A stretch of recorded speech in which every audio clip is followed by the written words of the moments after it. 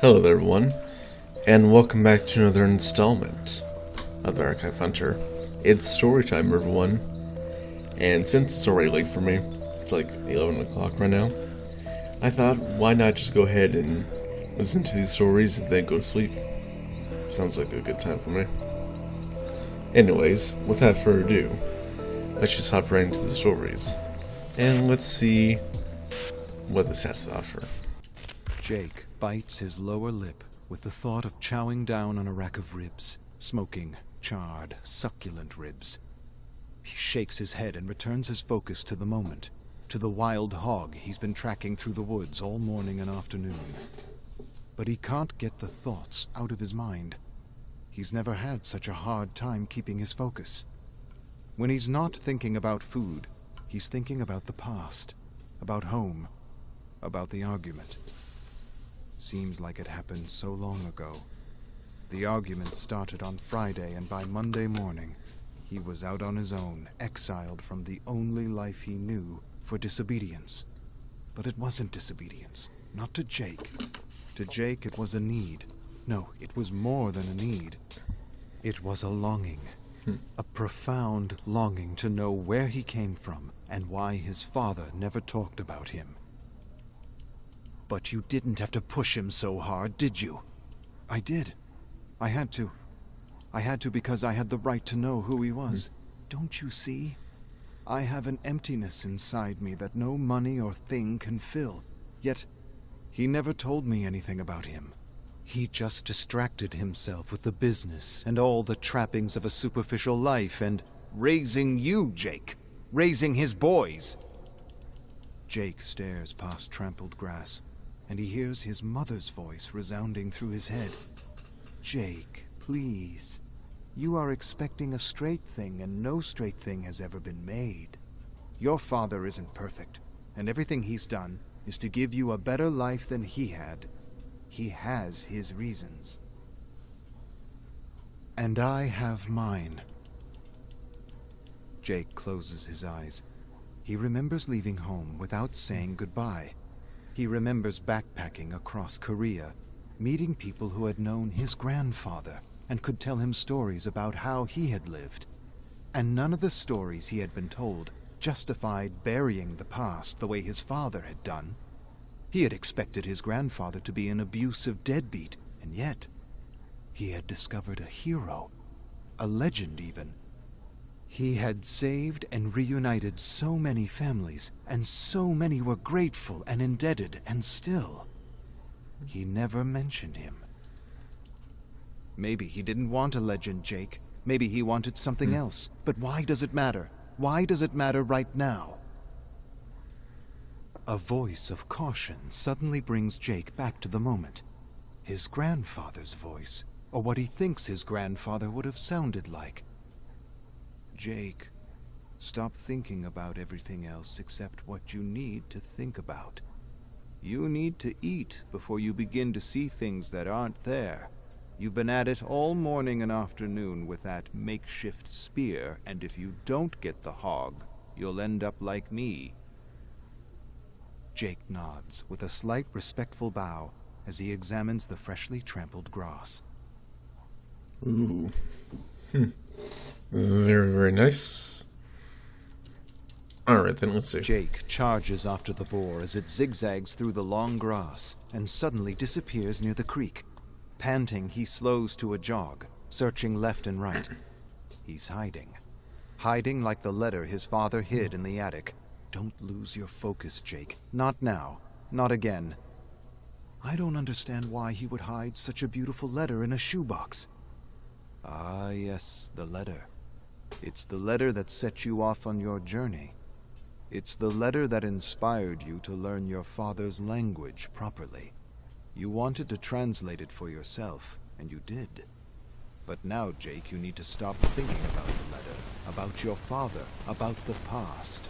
You need to focus on the hunt, or none of it will matter anymore. Find food or become food. Jake winces. His grandfather would never say such a thing. That's something his father would say. The voices in his head are mixing like a horrible stew of fermenting leftovers.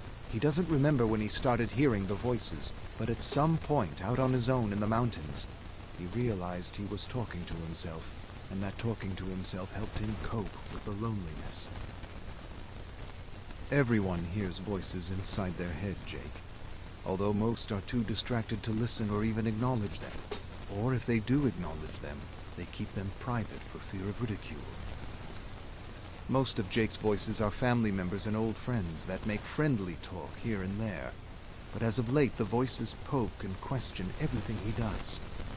And now for the last 2 days he was hearing a new voice, a mocking voice that highlighted and criticized every mistake he made, like his dreaded high school English teacher that made him read garbage he didn't connect with, or gave him nicknames like Muddle Brain for mixing up words, reading backwards, and seeing things in the stories she claimed weren't there. They were. She just lacked imagination and perspective. It was her voice, teeth grinding on wool, that squelched through his mind to undermine his dignity and confidence as a thinking human being. Jake was convinced his teacher had existed solely to prevent those with other ideas and perspectives from ever pursuing a literary career. His father didn't care about his issue with his English teacher, or with teachers in general. It didn't matter. Stories didn't matter. Just tell the teacher what she wants to hear. Think of her as your boss, and think of grades as money. Parrot her ideas and opinions, and you'll be rewarded with lots of money, maybe even a bonus or a promotion. Easy enough advice to follow. And yet his father's advice did nothing to improve his sense of otherness in relation to the stories and curriculum he was subjected to on an almost daily basis. He still felt like an outsider for lacking interest in the literature and history he was expected to read and memorize as truths undeniable. Seemed like there was a big chunk of perspective missing from the overall narrative being poured into him like concrete that made him feel like he didn't belong. But what does it matter now? It doesn't. Leave the past in the past and focus on what needs to get done. I'm trying. Listen here, big brother. The sun's coming down. You're having conversations with yourself, and your cells are about to cannibalize one another. Find your focus. Alright. Jake sits on a stone and watches a hawk circle against the golden dusk. He sighs and feels his stomach twist. He needs something, anything, and he regrets not taking the free granola bars from the clerk at the hunting store. He still doesn't understand what he was trying to prove, and to whom he was trying to prove it to. I guess I want to see if I could be like him. You've brought trail mix and other snacks before. What's so special this time? Jake draws a deep, anxious breath. I don't know. The hawk sails through the darkening sky, then swoops and quickly disappears near the stream. Jake stares after it for a long moment, then decides. He grabs his spear, staggers to his feet, and stealthily makes his way toward the shimmering water. By a fallen tree, he sees the hawk picking at feathers and bones. He inches closer, lifts his spear, and launches it. The spear hits the ground and the hawk rockets to the sky, leaving scraps behind. Scraps. Scraps will do. For now. Jake kneels by a sticky clump of flesh and feathers. He smells the pungent odor of heart-pounding red. He touches the sticky innards and the plucked skin and the bones. Bones as white as the hog's grin. Jake sighs his frustration and shakes his head. He doesn't know if hogs display any kind of emotion, but if they can, this hog is definitely smiling. No, not smiling. Laughing. What kind of bird is this anyway? Doesn't matter. Jake pulls out matches and cooks the guts, preparing a kind of bird pudding. You brought matches but no granola bars? I don't know what I was thinking. You're not him, Jake. I know. He died out there. He disappeared. Same thing. Not to me. Damn. Man's having conversations and stuff with himself and having arguments with himself. kind of a little bit crazy. I guess this happens when you're starving, I guess. I'm not sure. Jake tries to spit the rancid taste of regurgitated bird out of his mouth as he tracks the boar. His stomach rejected most of what he tried to stuff into it, but he's grateful he got some nourishment for his starving cells. He can't even begin to imagine what it would be like to guide and care for others in the middle of nowhere. How'd he do it? How'd he feed them? How'd he lead them out of the woods with soldiers tracking them? Jake stops suddenly to examine a few broken twigs. He brings his focus back to the hunt, trying to determine which direction the hog took. Then he hears it. Snorting. Almost inaudible, but he hears it. He turns toward a patch of shuffling high grass and narrows his gaze. The snorting grows louder and louder. He's laughing at me. Son of a bitch is laughing at me. You aren't worthy, kid. The hell I'm not. Jake launches his spear into the moving grass. A high-pitched squeal follows, and the hog jolts away. Jake surges after him, tracking a trail of red to the mouth of a small cave. He laughs to himself and knows he will feast tonight. He's done. So sure? I searched that cave before. There's no other way out. It's just a matter of time and patience. And focus, Jake. Focus. Besides my friend Ditsy trying to interrupt me, this is kind of nice. He's fighting the boar and everything. Fighting his inner demons, I guess. And, yeah. Continuing on. Jake figures an hour or so has passed, and he's noticed no movement or attempt to escape. This is a worthy adversary. He thinks he can outweight me. It's a good plan. He might actually escape. I'm betting on the hog. You'll lose, bro. Jake considers his options, then grabs a small shovel out of his rucksack and begins to dig a pit. He feels cobalt eyes watching him and he grins to himself. It will take a bit of time, but this deadfall will put the odds in my favor. The people his grandfather helped said he dug a tunnel under a small clearing to avoid detection. He dug a tunnel. Digging a small pit is nothing in comparison. What I don't understand is, you brought a shovel and matches, but no granola bars. What the hell were you thinking? I guess I wasn't. You're a walking contradiction, Jake. I guess. The stupid shit we do when we're lost and alone. I'm not lost or alone. I'm exactly where I want to be. Yeah. The whole turn your back on civilized living because humanity and not you have lost your way. Make yourself believe whatever you want. But in the end, he's your father.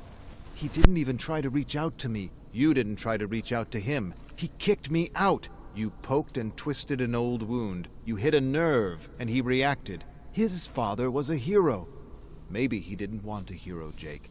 Maybe he just wanted a father. A living, breathing father to do shit with. Kinda like what you got. Damn. I got nothing to really say about that one. Jake stands next to his father and brother by the sizzling barbecue in the turquoise in-ground pool.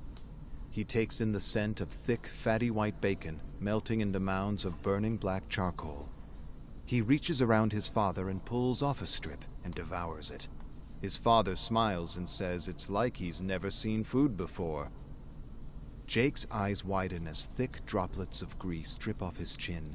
He suddenly pushes past his father and brother, attacking the grill, stuffing his face with greasy, life-giving fat and protein. His father tries to hold him back, but Jake won't be denied when suddenly the meat morphs into a living wild hog. The hog turns to Jake and winks. Jake stumbles back and falls into the pool. The pool swirls and turns into a deadfall as several spikes rip through his chest. Jake yells in agony, waking up with a start, finding himself in a small pit beside thick, sharpened branches pointed outward. Jake wipes the sweat off his brow and slowly clambers to his feet. He climbs out of the deadfall and stares into the darkness of the cave for a long moment. Then he hears his mother's soothing voice. "Jake, please, Finish the letter and send it to him. Why? What's the use? It's just gonna end up in a shoebox in the attic like his father's letter. You're wrong. It will be like the picture in his wallet. That's just a stupid picture. Not to him. What type of picture is it? Like a marriage picture or a family picture? Maybe. Maybe. I'm tired of waiting. Jake grabs a few branches, sets them ablaze, and tosses them into the dark, gaping mouth of the cave. He watches the darkness fill with lashing flames and swirling smoke, and he waits for the inevitable. As he stares at the thickening smoke, he's reminded of a story, and his thoughts drift away to his grandfather. He reunited so many broken families. He helped so many people survive exposure, exhaustion, and starvation. He saved them all, and yet he couldn't save himself. They said there was a kind of smoke, too, a thick black smoke that suddenly surrounded them. One minute he was there, the next, he was gone. The survivors Jake had spoken to in Seoul said he was probably captured and executed, but that they didn't know for sure. A piercing squeal, followed by a meaty thunk, suddenly brings Jake back to the moment. He didn't even see the hog make a dash for it. He leans over the pit and stares at the skewered hog, shaking and convulsing as life pours out of its wounds. Jake sighs and feels mingled relief and regret. Sorry, brother. It was either you or me. Survival of the fittest, I guess. Isn't it how the saying goes? I think. Jake swallows a piece of charred meat and stares beyond the flickering fire at the gutted hog. All he needs to do now is salt the meat. Took the whole day to get him, but it was worth it. There's enough meat on him to last him months. The bloody and carved hog suddenly turns to Jake. But you didn't really get me, did you? Jake blinks, and blinks again. Truth is, I let you catch me because I figured you chased me long enough. Jake shakes his head in disbelief, and he knows his mind is still playing tricks on him despite having eaten. The hog sighs sadly. You and I, Jake, we're caught in the same vicious cycle. So don't feel so bad, all right? Today it's me, tomorrow it's you. Jake pinches himself, but the hog continues. Chase something long enough, and it will surrender itself to you. It will stop running and let you catch it so long as you stay the course. Just like that story you chased in the old country. Jake narrows his gaze on the grinning hog. Now you're here on Blood Mountain, trying to be your grandfather while trying to forget your father, without realizing you're both and neither of them at the same time. Jake tries to shake the hallucination out of his head. Don't worry, Jake. I'm not really talking. You're tired and dehydrated and completely lost in the woods. I'm just trying to give you some perspective, or rather, you're trying to give yourself some perspective. Jake sighs deeply.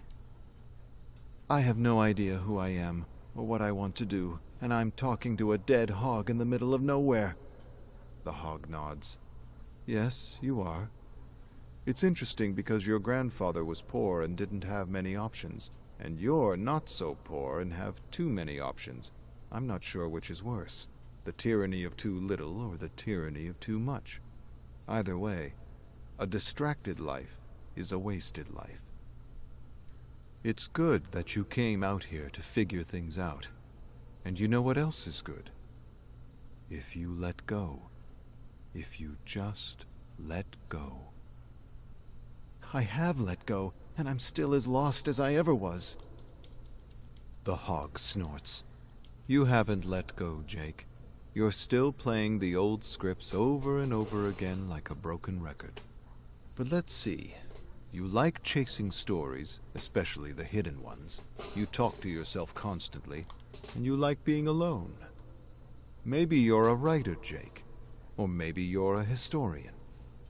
Jake laughs out loud. Are you kidding me? I hate history, and I failed every English class in high school because I thought the rules were stupid and the teachers were boring.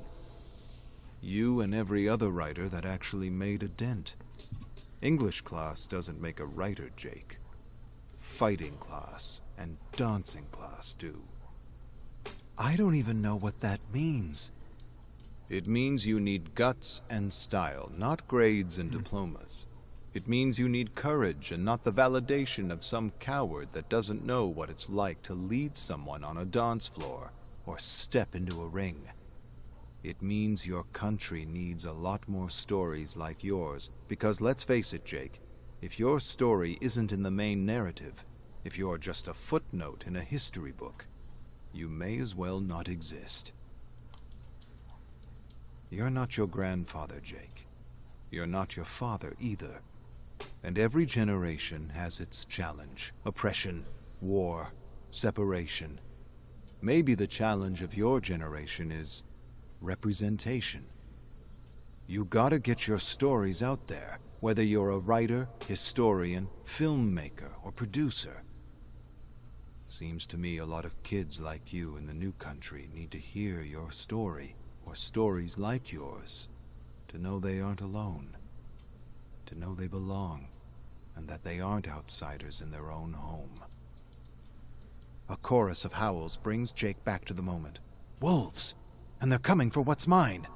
They howl again, and above the racket he hears his father's voice. In every transaction, Jake, there are wolves. Not in this one, especially this one. Jake ignores the voice in his head and tries to focus as he considers his next move carefully. Yeah, you gotta consider your next move very carefully, my man. You gotta really do that. Especially with wolves. It's probably gonna be a whole pack, so good luck. Jake sits high in a tree with the hog dangling from a cord. He grips the cord tightly and hopes the branch he uses as support doesn't give way. Another howl rents the night, and the chirping insects go silent. The wolves are coming, and they want what's rightfully his. He's glad he ate, and he feels new life coursing through his veins. He feels his focus sharpening, and yet he still hears his mother. You should have finished the letter when you had a chance. I'll finish it another time. If you get another time, Jake. I will. And what if you die here? What if you go missing? Your father will sell everything just to find you. Yeah, right. All he cares about is his packaging empire. You really don't know your father if that's what you think, or why he carries that picture with him everywhere he goes. Jake scoffs. The picture means nothing. Even the fortune teller didn't know what it meant. But it means something to him, Jake. It means the world to him. You point your finger at your father and accuse him of not understanding you. But did you ever try to understand him? Several wolves approach the tree and peer up at Jake with eyes that reflect the shining full moon. Jake tries to silence the voice and rein his focus on the threat at hand, but the voice of family, refuses to be silenced. Let me tell you something about your father, Jake. If he could give all his money away for just one chance to meet his father, he would. And if you disappear because you were too pig-headed to let go, he'd drop everything just to find you. We all would. Let go, Jake, and the wolves will disappear.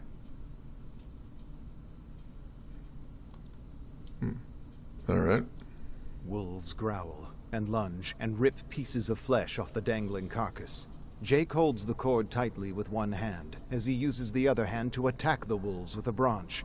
He's exhausted and doesn't know what to do.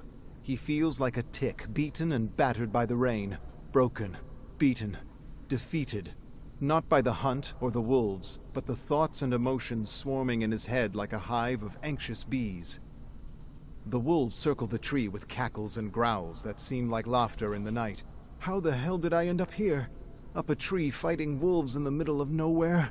And how the hell am I gonna get down? He hears his brother's voice break through the din below. The stupid shit we do when we're lost and alone, right, bro? Jake swallows a growing lump in his throat and admits the truth for the first time in years. You've always seen right through me, little bro. God, I miss you, but you're right. I am lost and I am alone, and I have no idea who I am or what I want to do with my life. And that fortune teller was right. I didn't know what to choose, so I chose nothing. His mother's voice returns. No, Jake, he was wrong. You did choose something. Jake draws a deep, shuddering breath and closes his eyes, remembering his first birthday as his mother had described it so many times. He's dressed in his first red and blue hanbok, sitting on a white blanket with all kinds of objects spread before him. Pens, rice, paint, ink, brushes, money. His aunts, uncles, and cousins encourage him to choose something with exaggerated baby talk. The fortune teller asks everyone to be quiet and says the object Jake picks first will be the driving motivation of his life. The birthday boy drags himself toward the objects, drags himself past the pen, past the rice and the cake, past the ink and the brushes. Nothing seems to interest him. But then, he spots something. His eyes go wide with excitement, and he charges toward the money. Yells, screams, more baby talk to encourage him to take the money. But Jake doesn't take the money. He doesn't even look at it. He surprises everyone by charging past the money with perfect focus, and he only stops when he reaches a man kneeling in prayer. 1-year-old Jake looks up at his father, smiles, and grabs his finger. His father smiles back at him, and his mother takes a picture. The picture. Jake opens his eyes, and now he hears his mother's voice above the snapping and snarling wolves. The fortune teller didn't really know what to tell us. He said we didn't arrange the objects properly. He said you chose nothing. But I think we both know he was wrong. I don't understand. It's been years, Jake. Finish the letter, teach him about his father, and come back home. I wouldn't know what to write, what to say. You'll figure it out. Just remember that he respects what you did, because in the end he knows. You chose family. You always did, and you always will. That's why I know you'll do what needs to be done. Come back. Help him complete his story. The imaginary words strike Jake's heart like lightning. His eyes widen with sudden understanding, and for the first time in his life, he wonders. He wonders what it would have been like to grow up without a father. To miss all the things his father gave him, to miss all the things he took for granted. Hiking, fishing, hunting, camping, fun and fierce games of baddock and moonlit tents. It wasn't all superficial bullshit. There was good, too. A lot of good. He was so contradictory. Aren't we all? I suppose we are. Jake loosens his grip on the cord and stares at the frenzied wolves below. And for the first time in his life, he knows exactly what he needs to do. Alright, let's see what exactly he needs to do then.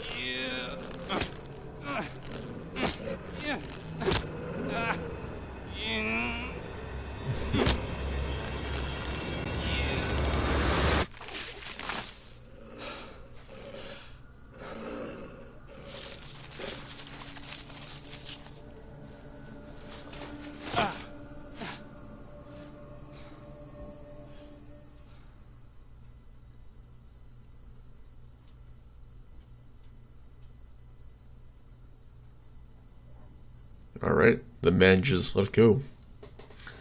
Understandable. I like that one, that was pretty good. A little argument back and forth between himself and ultimately realizing, well, the thing that he's been missing and the things taken for granted. Anyways, on to the next one.